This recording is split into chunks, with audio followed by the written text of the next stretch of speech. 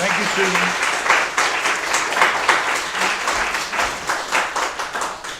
I told Elaine this morning that I was going to do something that I've never done before, and that is to deliver this talk without any notes. It's a little scary, let me tell you.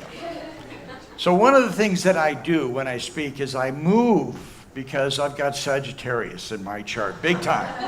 And that helps me to get my ideas out. So, you know, there's a moment that happens, I think, to everyone when they're a child and they first awaken to the world and they look out and they see this amazing place that they live in. And when that happens to us, we start asking some big questions like, well, where did this come from? And who made it? And what's my purpose? What am I doing here? Now, to find answers to those questions, there's two primary sources we go to for answers. One is science, which is kind of dry and doesn't really deal with meaning and purpose. And the other one is religious teachings. Now, perhaps you were raised in a tradition where you heard the story of Genesis, Adam and Eve, and I remember when I was a kid and I heard that story, I thought it was kind of silly in a way and maybe even a little boring. But you know, there's got to be something to that story because it's endured over time. Now, it's also true that if you look at other spiritual traditions, other spiritual teachings, you can find many, many different stories about creation, about how the world came into existence and what our purpose is. And one of the things we do is we waste a lot of time arguing over who's got the truth. And the truth of the matter is that every single one of those stories is divinely inspired. Every single one of them. But it may take a little bit of effort to really understand what the story is telling to us. I don't believe necessarily that there was an Adam and an Eve.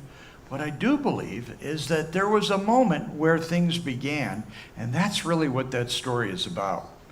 So I'm going to talk to you and read to you a couple of quotes from Genesis, because I went to the King James Version of the Bible and I looked at the literal words. And I think there's some real value in looking at those words and maybe rethinking them a little bit. It begins with the Creator saying, "Let there be light."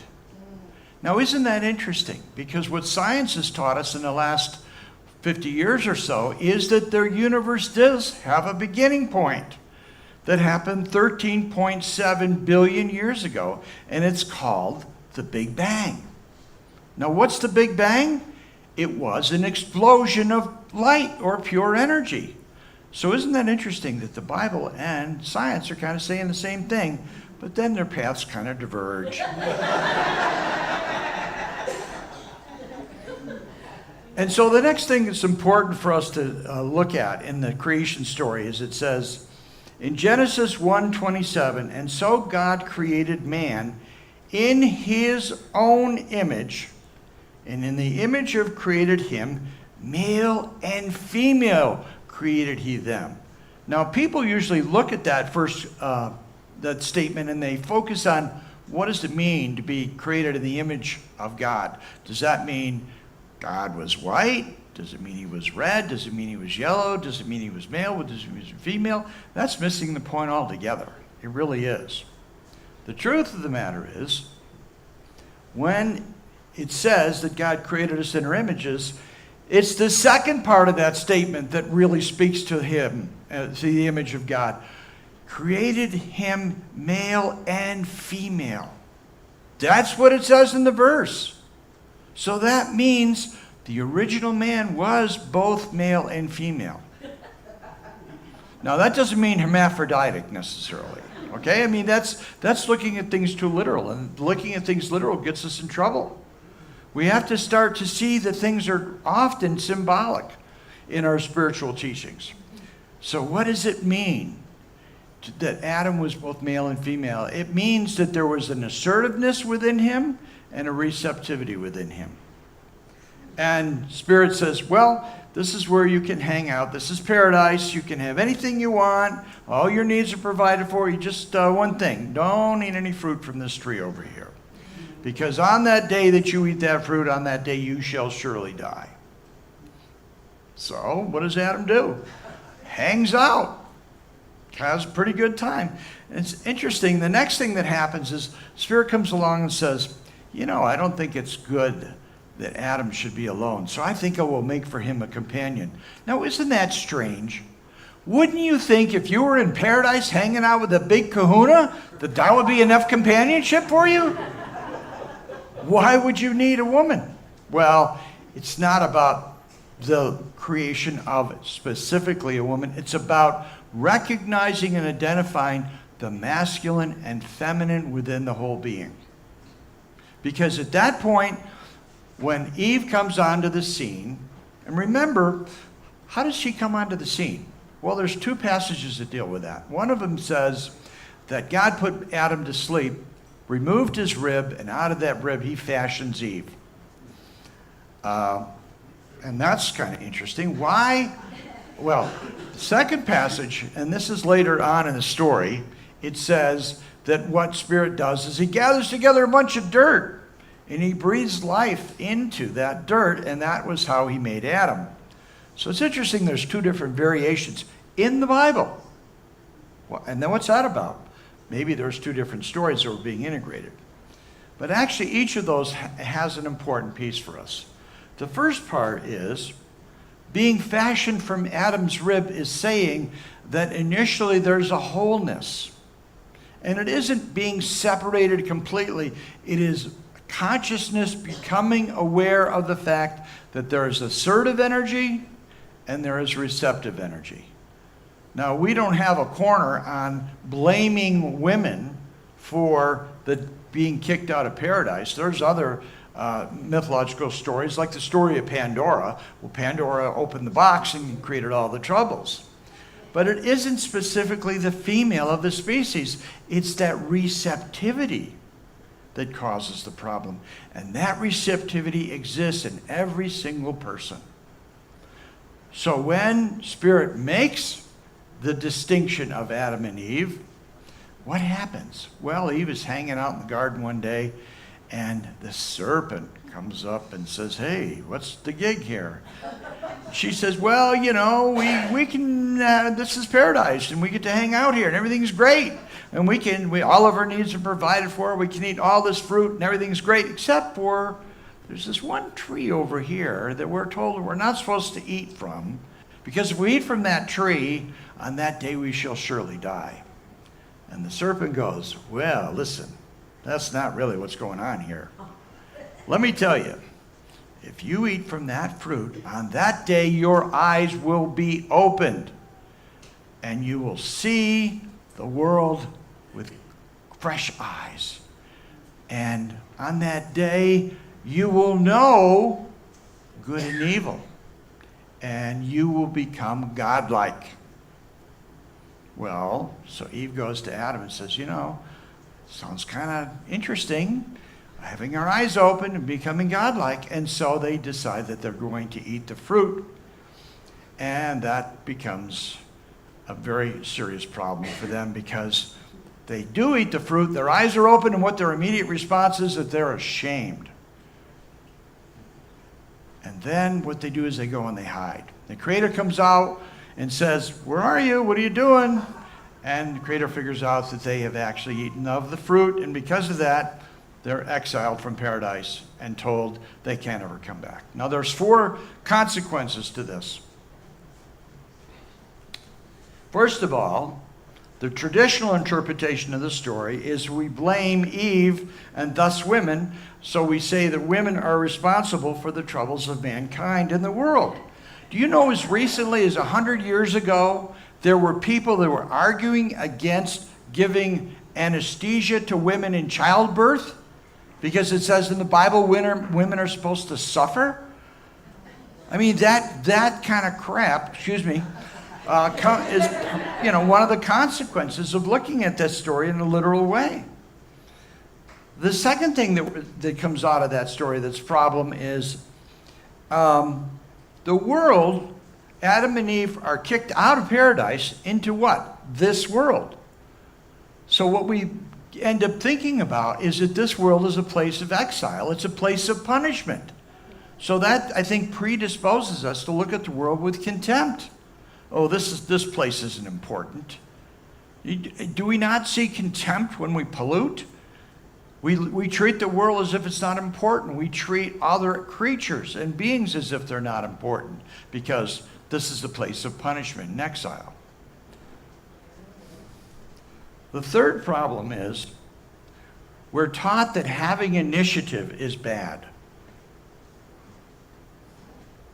And the final problem is we are separated from the Creator. So I think we ought to go back and look at these verses and look and see if we can see it in a new way. I've been kind of saying this all along, but I just want to emphasize this. The first being that was made, the first man, Adam, was, as it says, both male and female. Not in a literal sense, but in a behavioral sense. Every single one of us has masculine assertive energy and feminine receptive energy. And that creates the possibility of us creating and governing thought. And what could be more powerful than to be creative in our thought? And that's why it says we were made in the image and likeness. Because what is the essential nature of the Creator but to create the universe? That is what the Creator is creative force. And in that sense, we are of the same substance as the Creator. Why was there two passages? The second passage says, why don't we just, the second passage says that God gathered together some dust and breathes life into it. Well, why didn't he just do that if he was going to make a separate being in Eve? It is important that Eve was initially part of the whole, because all of man comes from the original whole. We are all whole. We are all both male and female, assertive and receptive.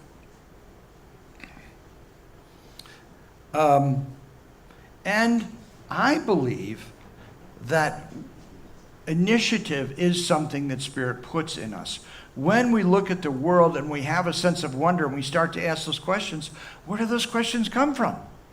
They come from within. They come from that receptive place within ourselves that says, I want to understand my world. I want to know my world. But when we first opened our eyes and looked at the world was a pretty miserable place. Because we didn't understand anything. We didn't understand about hygiene. We didn't understand about, tooth decay. We didn't understand a lot. And so life did appear to be nothing but suffering. And this place in this world did seem to be a place of misery. But when we set aside our fear and we listened to our initiative and we trusted that we could figure out what was going on, we did discover the laws and principles that govern the universe. And when we find those laws and principles, then we're able to use them to put them into expression. And that's our creative ability, that we have the ability to make the world, to remake the world, to make our reality. And that is the power of God, is the creativity. And that power resides in each one of us. And, when we are looking at the world and we're trying to figure things out, what we have to do is we have to figure out what's true. And where does the truth exist? The truth exists not on a piece of paper. The truth exists in the abstract, or you might say that all laws and principles exist in the heavens. So when a scientist is looking at the world and he's trying to figure out what makes things work, he is looking for those laws and principles. And once we discover those laws and principles, then we can utilize them.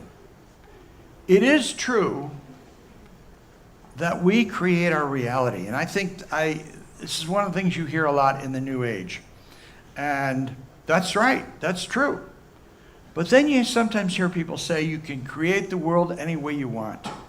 No, you cannot do that. You cannot imagine and make things up that are not based upon law and principle. Everything that expresses according to law and principle. So you have to figure stuff out. And where do those laws and principles exist? As I said, they exist in the heavens. It's not any different than, let's say, you wanted to make a chocolate cake.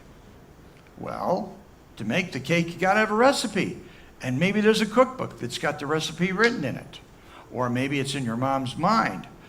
You can go to either one of those sources, get the recipe, make the cake, and bring it into manifestation, right? But is that recipe on the marks on the paper in the book or in your mom's consciousness? No, the recipe exists in the abstract, or exists in the heavens. And then what we do is we grab those recipes and we bring them down into expression, or we grab those laws and principles and we bring them down into expression. And when we do that, things work, and that is goodness. And that is knowing goodness. Well, what is evil? Evil is where we're not knowing the truth. Evil is when we believe in distortion, and we believe in limitation, and we believe in selfishness as opposed to community. And that's when we get in trouble.